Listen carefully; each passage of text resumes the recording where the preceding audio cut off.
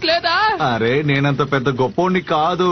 ఇంకా ఇప్పుడు అవ్వబోయే ఖర్చు మొత్తం కలిపి మీ నాన్న దగ్గర తీసిచ్చేయి సరేనా?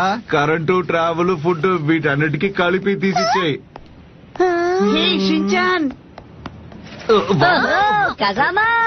మేము నిన్ను కలవడానికి వస్తున్నాం. నేను నీకు విషయం చెప్పాలి రా. నీకు తెలుసా కాసు కాబేలో నిన్న రాత్రి షూటింగ్ స్టార్ పడింది. సరే రండి, ఇప్పుడు మనం కాసుకాబే సిటిజన్ తో మాట్లాడదాం. Excuse me sir.